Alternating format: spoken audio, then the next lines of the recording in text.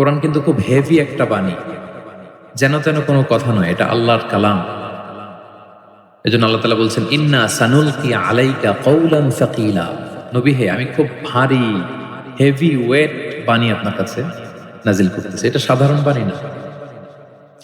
ওটের উপর বসে থাকা অবস্থায় যখন রাসূল সাল্লাল্লাহু আলাইহি ওয়াসাল্লামের উপর কোরআন নাজিল হতো, ওট মুহূর্তের মধ্যে দাঁড়ানো থেকে বসে যেত, ভার সহ্য করতে না পেরে।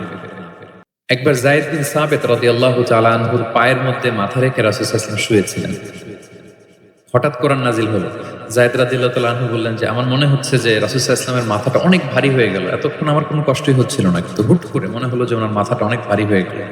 আমার পা মনে হচ্ছে যে ভেঙে যাবে, ফেটে যাবে, কারণ কোরআন নাজিল হচ্ছে।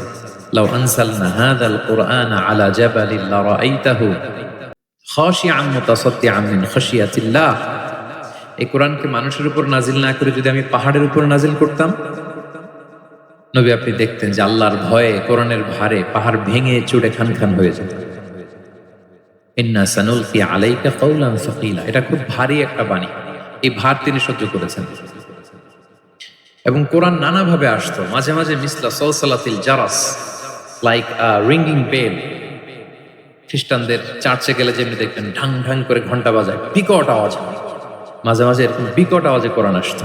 এভাবে কোরআন রিসিভ করতে রাসূল সাল্লাল্লাহু আলাইহি ওয়াসাল্লামের কষ্ট হয়ে যেত।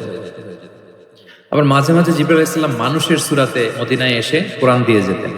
রাসূল সাল্লাল্লাহু আলাইহি ওয়াসাল্লাম বলেন, ওইভাবে কোরআন রিসিভ করাটা আমার জন্য খুব সহজ ছিল।